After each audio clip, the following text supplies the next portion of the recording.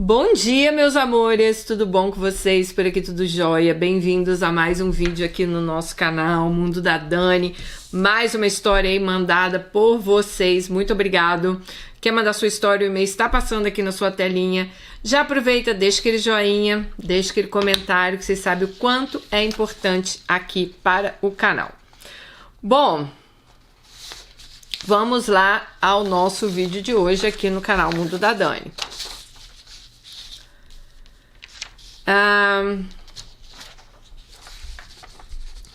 Dani, conheci o pai do meu filho quando eu tinha 14 anos, eu estudava à noite. Ele queria muito ficar comigo, mas eu não me interessava por essas coisas. Meu foco era trabalhar e estudar. Então apresentei ele para minha irmã. Na época ela tinha 16 anos e eles ficaram. E minha irmã se apaixonou por ele. Eles tiveram um enrosco por anos. Digo enrosco porque ela jurava que era namorada dele, mas ele dizia que só ficava com ela. Continuando, eles ficaram nesse enrosco por anos, iam e voltavam. E num desses rompimentos, ele me procurou. Ele falou que era de mim que ele gostava desde o início, que não gostava da minha irmã. Mas não dei chance, porque eu sabia muito bem o que ele fazia com a minha irmã. Eu sabia bem o tipinho que ele era. Anos se passaram e minha irmã se casou. Teve meu sobrinho mais velho. Ele também se casou e teve uma filha. Eles moram na mesma cidade, no interior do Rio Grande do Sul. Eu ainda era solteira e morava na capital do nosso estado. Numa das vezes que fui visitar minha irmã, coincidentemente eu vi a esposa dele acompanhada da filha numa parada de ônibus cheia de malas. Na hora passou batido, não imaginei por que ela estaria ali. Era um domingo e eu fui dar umas voltas, rever a cidade. Afinal, eu tinha morado ali por anos. Então, reencontrei. Vamos botar Jurandir, né? Reencontrei Jurandir. Conversamos um pouco e ele me convidou para ir na casa dele. Eu respondi que não, ele era casado. E ele disse, não sou mais. Antônia foi embora e levou até nossa filha. Aí pensei, Jurandir tá solteiro, né? Eu também. Quem sabe descubro qual mel que deixou minha irmã completamente louca por essa criatura. Nem casada minha irmã esquece esse homem. Aí fui, sobre protesto silencioso da minha irmã, que jurava que ele ia convidar ela para ir lá quando ele se separasse. Gente, o marido da minha irmã ele trabalha numa empresa em Porto Alegre, então ele só vinha em casa a cada 15 dias. Dormi na casa de Jurandir. No outro dia ele me levou para a casa da minha irmã. Chegando lá, ela tratou ele super bem, até convidou ele para jantar com a gente. À noite ele veio e jantou. Quando ele quis ir embora, minha irmã insistiu para que ele dormisse lá comigo. Sim, gente, isso mesmo. Na terça-feira, depois que ele foi embora, minha irmã armou o maior escândalo comigo. Chorou, gritou, me chamou de traidora, disse que nunca pensou que eu faria uma coisa dessas com ela, transar dentro da casa dela com o amor da vida dela. Gente, até uma carta suíça a irmã dela escreveu. Eu lembrei para minha irmã que ela era casada e que ela estava grávida do segundo filho, mas minha irmã pediu para eu ir embora. Falou, volta para sua casa. E, gente, ela me levou até a rodoviária para ter certeza que eu ia para minha casa e não para a casa de Jurandir. Bom, quando eu subi no ônibus, ela disse o seguinte, agora o seu castigo vai ser ficar grávida dele. Bom, que boca santa, né? Em dezembro, eu comecei a sentir umas coisas estranhas, mas eu sempre tive problema digestivo, com azia, e eu achei que estava tudo normal. Minha mãe disse, você deve estar grávida. Eu dizia que aquilo era normal, pois eu sempre tinha azia. Mas ao mesmo tempo comecei a notar que meus seios estavam enormes.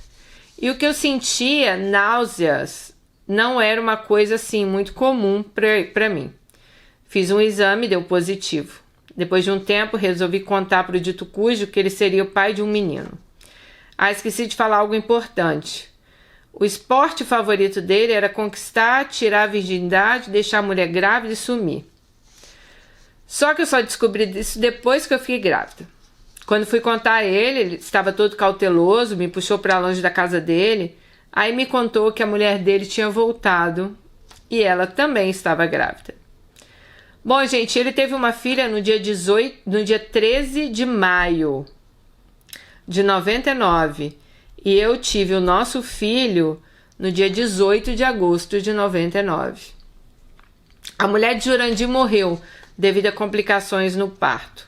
Os avós maternos ficaram com as duas meninas e ele ficou livre para engravidar outras por aí.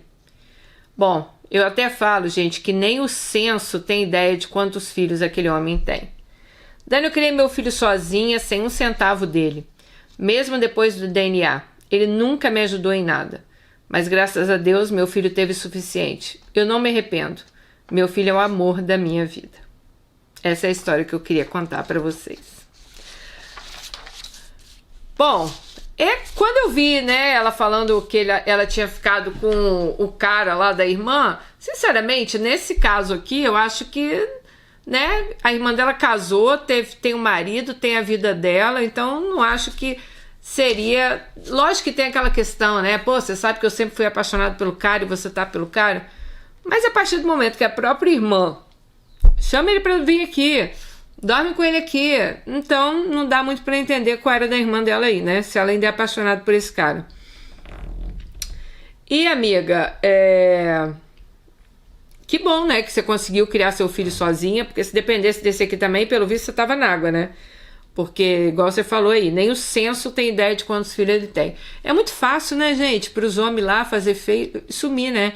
Sempre essa carga de... Eu digo a carga assim, porque ter filho para mim não é uma carga, para mim é uma bênção. Mas eu sei que para muitas mulheres é bem difícil ser mãe solo.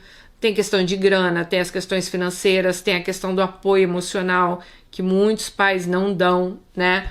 Então, assim, esse aí, ele deve se achar... o gostoso, né? Vai lá, faz filho e some. Vai lá, faz filho e some. Como se fosse, assim, a coisa mais natural do mundo, né? Infelizmente, gente, igual a esse tem um monte por aí. Por isso que eu falo pra vocês, muito cuidado. Transar é gostoso, gozar é gostoso. Mas muito cuidado na hora que vocês... Primeiramente, um cara desse... Grupo de risco total, né? Porque engravida um monte de mulher, então transa com um monte de mulher sem camisinha. Então, para pegar uma doença daqui e ali, né? E segundo, gente, faça igual uma Alice que falou pra gente aqui. O dia que vocês olhar um homem assim, sei lá, e você pensar na possibilidade que você pode engravidar daquela criatura, pense, será que esse homem vale a pena ser pai do meu filho? Não pense em você, não. Porque você, amanhã ou depois, você corta a ligação com esse embuste aí, você não tem mais nada, né? Agora, o pobre da criança vai ter ligação com ele ali pro resto da vida, né? Bom, como eu falei, não, né? Que eu tô falando agora, esse vídeo vão ser 2 em 1 novamente. Então, vamos lá à nossa segunda história. Dani, eu quero compartilhar minha história com você e com quem mais quiser ouvir. Sou uma mulher que passei por muitas coisas nessa vida. Desde pequena, eu acredito que minhas forças começaram a ser testadas para ver até onde eu aguentaria. Eu nasci numa família disfuncional, meus pais não eram casados, e por esse motivo nós ficamos meio que à mercê das situações que a vida nos colocavam, né? Eu muito cedo fui tirada da minha mãe e criada pela minha avó paterna junto com meu irmão do meio. Vou chamá-la de Isadora. Minha irmã mais velha, Bianca, estava no colégio de freiras, onde foi colocada logo quando nasceu. Minha avó paterna não gostava da minha mãe. Ela tinha a mentalidade que filhos das filhas dela, ela tinha certeza que eram netos. Já os filhos do filho dela, ela não tinha certeza se era neto. Então a gente cresceu com isso e sempre fomos tratados como bastardos. Na casa onde meu pai também vivia, a gente era maltratado, então não importava se o pai estava lá. Nós apanhávamos, éramos castigados, tratados como empregadas, até aos 8 anos de idade, quando a minha mãe morreu no acidente de carro. Aí, sem mais ninguém para nos proteger, começaram também os abusos. Graças a Deus, essas tentativas nunca passaram de tentativas. Logo que tivemos oportunidade, saímos da casa da minha avó e fomos morar com meu pai. Nesse período ele já tinha outra mulher e o tão sonhado filho homem que ele queria. Morei pouco tempo com meu pai. Minha madrasta fazia questão de fazer da nossa vida um inferno. Tentei fazer o máximo para suportar, mas aí veio uma tentativa de abuso da parte do meu pai. Saímos da casa dele e de lá para frente passamos a maior parte da juventude em casa esmolando cuidados. Eu digo passamos porque minha irmã Isadora estava comigo. Um belo dia, já um pouco maior, eu com 12, Isadora 14, Bianca com 16, fomos morar com Bianca. A essa altura, Bianca saiu do colégio de freiras e já estava se virando com a ajuda de amigos e do namorado. Por um instante, eu achei que seria o fim do nosso sofrimento. Assim a gente não ficaria mais pulando de casa em casa. Leda engano. Minha irmã até que aceitou a gente lá. Começamos até a nos virar com alguns bicos, ajudar nas despesas. Um belo dia eu conheci quem aqui vou chamar de Xerec. Xerec era irmão de um namorado da minha irmã Isadora. Me apresentaram a ele para a gente ir numa festa de casal. Eu tinha deixado claro que eu não queria nada com ele, mas ele insistiu, me procurava e quando eu chegava do serviço ele estava lá na porta de casa me esperando. Acho que isso chamou a atenção de Bianca e ela ficou com medo de eu engravidar dentro da casa dela. E assim um dia eu cheguei do trabalho e minhas malas estavam na porta da casa. Eu estava desesperada. Eu não estava entendendo nada, porque ela nem tinha nada com esse cara, né? Bom, minha solução foi correr atrás do Xerec lá, que me acolheu na casa dele. Aliás, na casa da família dele. Ele estava desempregado. Ele morava com os irmãos e o padrasto, enquanto a mãe e o atual marido moravam no quintal em outra casa. Gente, era uma confusão. Eu confesso que quando eu fui para casa, eu criei uma esperança de que as coisas lá iam melhorar. E mais uma vez as esperanças foram por água abaixo. A família de Xerec era mais desestruturada que a minha. Era uma confusão, desarmonia. Não se tinha um minuto de paz. Era briga entre eles, briga com o vizinho, briga, briga, briga. Eu não preciso nem falar que logo isso respingou em mim. Eles começaram a me destratar, começaram a colocar Xerec contra mim e fazer tudo o que podiam para instigar ele contra mim. Ele saía para procurar emprego e quando voltava ele não encontrava, passava no bar e começava a beber. A mãe dele fazia a cabeça dele contra mim. Dani, sofri muito, comi o pão que o diabo amassou. Nessa altura já estávamos juntos há 4 anos e eu já tinha passado de tudo, até fome. Foi quando eu descobri que estava grávida. Fiquei feliz, mas ao mesmo tempo preocupada. Eu não tinha experiência nenhuma, não tinha nenhuma rede de apoio. E foi aí que, por causa da gravidez, ele acabou ficando num emprego fixo. Ele não gostava de trabalhar, mas dessa vez ele ficou. Saímos da casa da família dele e fomos viver nossa vida. Mas ele fazia questão de colocar a mãe dele no meio de tudo. 16 anos se passaram e 5 filhos depois. Eu já estava farta de tudo. Xerec sempre dizia que eu não era nada, que eu não ia ser nada e que eu iria morar embaixo da ponte. Eu não tinha apoio de ninguém, gente. Ele não me deixava estudar nem trabalhar. Mas eu fui e fiz. Um belo dia resolvi dar fim nisso tudo e fiz ele assinar o divórcio. Foram alguns meses de angústia para eu sair de casa. Dani, hoje eu sou formada em técnica de enfermagem, concursada em 2 municípios e trabalho duro para dar tudo para os meus filhos. Consegui a minha casa própria e há 11 anos atrás conheci meu Romeu, que hoje é meu companheiro e me incentiva em tudo. Digo a quem quiser, nunca desista dos seus sonhos e nunca deixe que a atitude dos outros apague o seu brilho. Dani, obrigada por me escutar. Obrigada a você, Alice, por dividir sua história com a gente. E olha, que bom, que testemunho, né? Eu sempre bato na mesma tecla.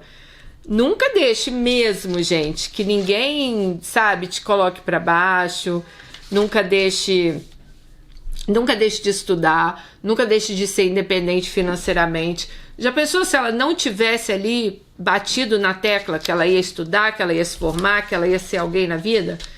Ela estaria ali dependendo desse homem até hoje, gente. Pode ter certeza. Porque esses caras, eles fazem exatamente isso para que você fique ali dependente dele emocionalmente, financeiramente. E assim, ele faz o que quiser com você. Porque eu já falei para vocês, né? Quando você é independente financeiramente, você tem a sua liberdade também. Porque você vai estar onde você quer estar e você vai sair da onde você está na hora que você quiser sair. Porque você tem o seu dinheiro, você tem o seu trabalho, você tem a sua liberdade. A partir do momento que você fica dependente de um cara, aí, minha filha, é mais difícil. Porque aí você tem filho, você não está no mercado de trabalho, você não sabe como vai se sustentar. Então, é bem mais complicado. Eu, sinceramente, eu não consegui entender sua irmã, né? Te colocar pra fora, porque ela achou que você poderia engravidar de um cara e tá dentro da casa dela. Tipo... Mas, assim, tirando a vida aí que vocês tiveram, às vezes a gente tem até que entender, né? Ela foi criada num convento, vocês ali passando na casa de parente. E eu imagino, assim, o quanto a gente cresce inseguro, né? Sem você saber que tem alguém por você que, tipo, meu Deus, peraí, eu tô com um problema, deixa eu chamar meu pai, ou eu tô com problema, vou falar com a minha avó. Não, vocês cresceram ali ao Deus dará, né? Como se fosse meio um estorvo para todo mundo, igual você falou. Então, vocês foram sobreviventes aí, né? É triste saber que você perdeu aí 16 anos da sua vida, mas 16 anos que te deram filhos, né? Então, que eu tenho certeza que são os amores da sua vida. E não adianta, gente. Nessa vida, é o que eu falo. A gente vai errar muito. Ninguém aqui vai acertar de cara as coisas, sabe? Nós vamos errar, nós vamos aprender, nós vamos cair, nós vamos levantar. Então, não se culpe assim por ter errado. Não se culpe, ai, nossa, eu fiquei 16 anos presa num casamento que eu não... Mas que bom que hoje você tá livre desse casamento. Que bom que hoje você tá com uma pessoa que te respeita, uma pessoa que te acolhe, uma pessoa que te estimula a ser cada dia melhor, né? Que bom que você estudou, que bom que você, né, tem sua profissão. Então, isso é o legal da vida. A gente pode cair várias vezes, a gente pode errar várias vezes. Mas eu acho que o mais importante da vida é a gente saber que a gente também pode acertar. Porque cada dia, e não é papo de coach isso, gente, mas cada dia que você acorda, você tem um novo dia para escrever a sua história. E é a sua história. Escreva ela da maneira que for boa pra você, tá? Pense em você. Se coloque sempre em primeiro lugar. Beijo no coração de vocês e até o próximo vídeo. Tchau.